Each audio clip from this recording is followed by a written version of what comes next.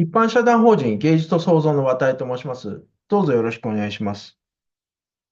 弊社では日本博事務局より日本博2.0開催に係る効果検証業務を受託し、毎年日本博の効果検証に係る情報をオンラインセミナー形式でお届けしております。令和6年度の第1回のテーマは、日本博2.0の効果検証留意点、効果検証計画書の記載結果をもとにとしました。日本博2.0では、令和6年度の採択団体の皆様に、効果検証計画書というものを作成いただきました。作成いただいたものを日本博事務局と弊社にて確認をさせていただいたわけですが、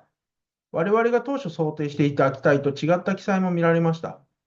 今回のセミナーでは、認識に相違があった部分、言い換えますと、日本博2.0の効果検証留意点でありますが、その部分についてご説明したいというふうに思います。セミナーの構成はご覧のようにしています。はじめに日本博の効果検証にあたっての前提として、効果検証計画書の位置づけを簡単に振り返りたいというふうに思います。そして、効果検証計画書の記載で、認識の違いが特に見られた点を3点、取り組みを通して狙う成果、結果、外国人の把握方法、アンケートの実施方法についてご説明したいというふうに思います。では、前提についてお話しします。こちらは採択団体の皆様には、令和6年度の当初の説明会でお話した内容です。令和6年度事業の企画提案要領で記載の通り、採択団体には効果検証への協力義務があります。そして効果検証とは、事業全体及び事業にて実施する各取り組みが掲げる成果が実際に生まれているかどうかを適切な方法で測り、判定を行うことだということを強調いたしました。日本博2.0の最終的なゴールは、訪日外国人の来場者の満足度の向上と、来場者数の拡大なわけですが、事業は問い色なわけで、例えばこれを登山に例えますと、右下の図にある通り、この最終ゴールにたどり着くための道筋も事業によって異なるわけです。また、今年度は日本博2.0の3年間の2年目ですが、事業によっては3年目に山頂につく、つまり来場者の満足度の向上と来場者数の拡大の成果が現れてくるという場合もあるわけです。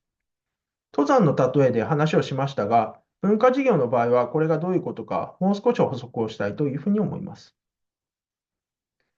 この図の緑の箱は日本博事業を通した最終的な成果、つまり、満足度の向上と来場者数の拡大を表しています。そしてグレーの箱が日本博事業を通した取り組みです。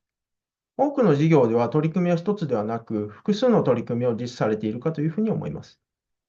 すべてこれらの取り組みは満足度の向上と来場者数の拡大につながっているはずですが、その道筋を示したものがオレンジ色の箱です。道筋は最終的な成果に至るまでの中間的な成果と言い換えることもできます。例えばここでは取り組み A として海外メディアに対するプレスリリースの強化や PR 会社を通じた周知などを行ったとします。その結果、急に来場者数が増えるわけではないですが、例えば初期的な成果であれば、メディアの取り上げが発生する。その結果、来場するかは置いておいて、例えばメディアがリーチした人々の事業自体の認知度が向上するということが見込まれるわけです。あるいは事業としてターゲットを特定の国、エリアに絞って事業の充実やプロモーションを行った場合に、まずはそのターゲット国、ここではイギリスとしていますが、その来場者が増加するということも中間的な成果と言えます。あるいは複数の取り組みの結果、交通アクセスが向上し、満足度が向上するのではないかといった形です。この図はかなり単純化したものですが、日本博事務局で今年度の日本博の採択事業をいくつかピックアップしまして、弊社が採択団体と一緒にこの道筋の整理を行いました。その結果をご紹介します。例えばこの事業では、あらかじめターゲットを設定し、企画提案の段階で記載いただいた取り組みがどのように最終ゴールにつながるかを整理いたしました。これは伝統芸能を扱った事業の例でございます。こちらは展覧会を通して満足度の向上と来場者数の拡大を目指した事例です。ある程度道筋を整理できれば、このような図が描けるのだということをご理解いただければというふうに思います。話を戻しますと、基本的に日本博事務局としては、効果検証のあり方は採択団体の皆様にお任せしたいと考えていますが、どのようなルートを通って山頂に向かおうとするのか、また今年度中は山の何合目まで登ることができるのか、日本博2.0最終年度である令和7年度に本当に山頂までたどり着けそうなのか、それについては日本博事務局でちゃんと確認しておきたいというふうに思っていました。ですので、日本博事務局としては、効果検証計画書というものを用意し、これを採択団体の皆様に記載いただき、記載内容を通して、効果検証道筋や方法を確認するとともに、十分に理解できない、共通認識が作れない部分や、明確になっていない部分、方法として十分でない部分が見られたら、これをご指摘させていただいて、内容の修正、ブラッシュアップをいただきました。以降は、この効果検証計画書について、特に多くの事業で指摘をさせていただいた部分をご説明いたします。1つ目は、取り組みを通して狙う成果、結果です。効果検証計画書ではいくつかのシートを用意しましたが、こちらは皆様に初めにご記入いただいたシートです。基本情報シートと呼んでいます。まずここでは、企画提案書で記載いただいた単位で各取り組みの概要を記載いただき、その取り組みの結果として狙う結果、成果を記載いただきました。ちょっと分かりづらかったかもしれませんが、これを今年度と来年度に分けて記載いただきました。取り組みとして今年度に刈り取れる内容と来年度にならないと成果として実らない部分がある場合もあるということで分けました。そして今年度中に刈り取れる部分は、今年度の検証の対象とすることを前提としつつ、検証を行うかどうかを今年度の検証予定で丸か×かを選択いただきました。今年度の結果、成果の記載は、本計画書で最も重要な部分で、これがより具体的に示されているかどうかが鍵となります。ここが漠然としていると、結局のところアンケートであったりといった内容も定まらない、漠然としてしまうということになります。では、どのような記載が適切ではなかったのかを具体例をもとに説明したいと思います。いくつかの事業で今年度の結果、成果として外国人来場者の満足度の向上、本事業を通じて参加した外国人の満足度が向上すること、外国人来場者数の来場者の増加、外国人観光客の誘致などといった記載が見られました。これは間違いではないのですが、先ほどご説明差し上げたとおり、日本博2.0の最終的なゴールは、満足度の向上と来場者数の拡大ですので、すべての事業がこれを目指しているわけです。そのため、検証計画書にそれをそのまま書いていただいてはあまり意味がありません。より噛み砕いて、その最終ゴールに至る道筋、中間地点を記載してほしかったわけです。先ほどの説明でいうところのオレンジ色の箱の部分です。その他、旅行商材の開発本数、AR ガイドの英語閲覧数といったような計測指標の記載になっていたケースも見られました。これは計測指標なので、結果、成果に対するアンサーには全くなっていません。また、外国人来場者、来場者全体の満足度ともに目標値を90%に定める。来場者数1万人以上、360名の外国人集客、参加モニターを対象にした満足度調査で80%満足度を目指す。民間事業者にてメニュー化し15件以上利用があるとか、海外からの公式ウェブサイトのトラフィックを5倍以上増加させる。こういったような定量的な数値目標をお示しいただいたケースも多く見られました。これは必ずしも間違いとは言えないですけれども、各事業の背景を十分に知らない第三者に、結果、成果を伝える場合には適切ではありません。例えば先ほどの登山で言えば、富士山の8合目まで到達したよと、登ったよという結果、成果の設定であれば、多くの人にとって違和感がないかもしれません。なぜなら多くの日本人は富士山の高さを知っており、8合目まで登るというのはどれくらい大変か、その共通認識があるからです。では、マレーシアにキナバル山というものがありますが、この山の8合目まで登ったよというふうに言われて、どういうふうに思いますでしょうか。登山に詳しい人でないとよく意味がわからないですよね。しかし、登山家にとって、このキナバル山がどのような意味がある山で、どのぐらいの難易度で、どのぐらいの高さがあってと説明を受ければ理解ができるのではないでしょうか。つまり、このように第三者に結果、成果を示す場合には、それがどのような状態を示すのか、どのような意味を持つのか、合わせて説明していただく必要があるわけです。もう一つ例にとると、実際に会ったこともなくよく知らない人からですね、ここ4ヶ月で5キロ痩せましたと、言われても、それが良いのか悪いのか、頑張ったのかどうか、よくわかんないですよね。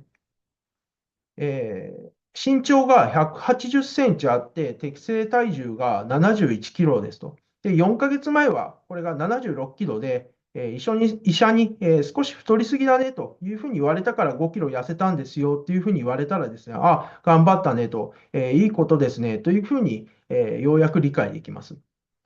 本来この場合は、結果成果として太りすぎだったが、まあ、適正体重になりましたというふうに、言われた方が分かりやすいですね。で、その上で具体的に言うと、180センチあって176キロから71キロになりましたと補足いただくと、説得力が、増すということになります。ですので、例えば外国人に満足してもらう事業づくりを進めたい、ということでしたら、例えば昨年取ったアンケートだと、訪日外国人の満足度が72%であった。一方で、日本人来場者の満足度は80%だったと。で、当該事業では日本人ほど外国人に満足いただいていないということが分かっていると。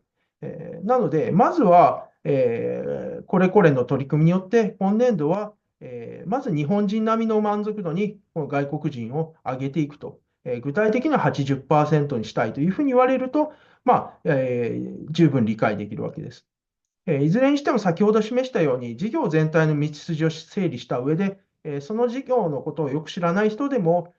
皆様事業者が考えているロジックが理解できるように、取り組みの結果、どんな状態になるかを書いていただきたかったということです。また、その他に見られたケースとしては、磨き上げによる日本文化発信、海外の方に日本独自の自然観について関心を持っていただくなど、必ずしもそれが最終的に満足度の向上と来場者数の拡大につながるかどうかわからないような記載もありました。結局、満足度の向上と来場者数の拡大につながっていないと、いくらその要素を検証いただいても、あまり意味がないということになってしまいます。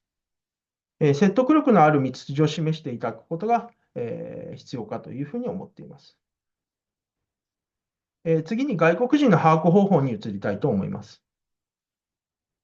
計画書では実数のカウントというシートを用意して、事業で外国人の定義をどのように設定しているか、またその把握方法をお伺いしました。我々として2の2の選択肢に受付監視スタッフ等による目視での判断という項目を用意してしまったのが、良くなかったのですけれども、結論から申し上げますと、日本博事務局としては外国人の目視での判断は極力避けていただきたい手法だと考えています。皆様からご報告いただく外国人数は日本博としても、最も重要な数値の一つです。そして、その数値を日本博事務局として対内外に説明する際にはですね、当然それがどのような定義、方法によって算出されたものなのかも、セットで説明する必要があります。そう考えますと、昨今この状況下で外国人を目視で判断した結果だというのは倫理的なリスクを持ちますし、訪日外国人をターゲットとした事業としては不適切であるということにもなります。なので、目視での判断結果に基づく外国人をご報告いただいても、基本的に日本博事務局としては対外的な発表には使うことができません。目視での判断は結局のところ推計なので、であればこのようにリスクをはらむ方法ではなくて、他の推計方法を採用されることを、検討ください。各種方法については、令和5年度のセミナーでご説明しているので、ご参照ください。最後にアンケートの実施方法です。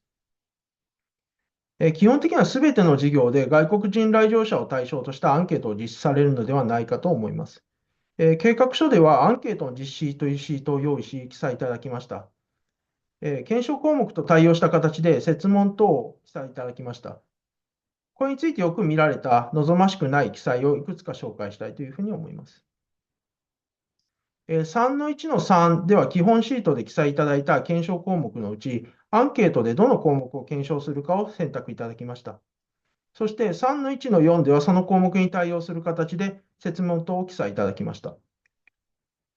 この場合であれば、3の1の3で外国人の来場者数と満足度、両括弧1の丸1、丸2、丸3、両括弧2の丸2、丸3、丸4が選択されているので、3の1の4ではどこかにこれらの項目が最低1回は登場することになります。しかし、実際に選択されているのは、この場合だと満足度のみです。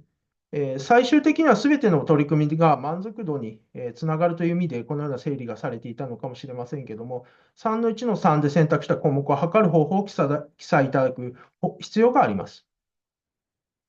似たような例では、すべての設問において3の1の3で選択した項目をすべて選択すると。つまり事実上、検証項目と設問等の対応が整理されていないという状態も見られました。3の1の3と3の1の4はどのような関係にあるか、図にして説明したいというふうに思います。皆様には基本情報シートで各取り組みの概要を記載いただいています。そして、結果、成果を記載いただきました。この図でいうと、この左側の部分ですね。で、そしてアンケートの実施シートでは、これらの結果、成果のうち、どの項目をアンケートで検証できると考えているかを選択いただいています。これが3の1の3の欄ですね。で、そして、それぞれについて対応する設問等を3の1の4で記載いただいています。先ほどの望ましくない例って申し上げたのは、この対応が成立していないわけです。なので、作成いただく際には、こういうイメージをしながら整理をしてください。望ましくない例の3つ目です。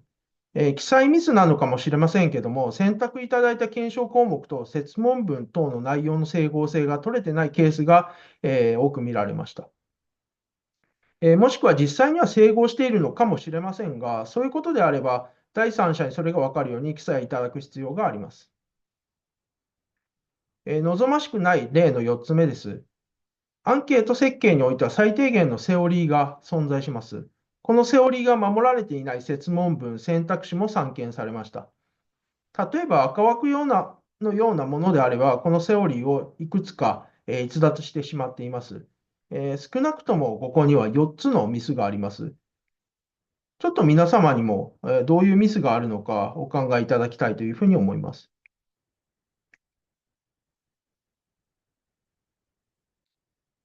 答えを言ってしまいますと、1つ目は両方ともにですね、単一選択か複数選択の記載がないことです。回答者は1つだけ選ぶべきか、いくつでも選んでいいのか、これだとわからないわけですね。で、2つ目は、上の設問の選択肢ですけども、その他や当てはまるものがないなどが用意されておらずですね、回答者全員がいずれかの選択肢を選べるようになってないということがあります。で、3つ目、下の設問の設問文ですけども、〇〇フェスティバルに来場されて満足されましたかと、回答が誘導的になってしまっている。これはあまり良くないということです。で、4つ目は、同じく下の設問の選択肢ですけども、スケールが左右対称になっていないことです。非常に満足を入れるのであれば、非常に不満がないとおかしいわけですし、また、どちらかというと不満を入れるのであれば、どちらかというと満足を入れないと、おかしいわけですね。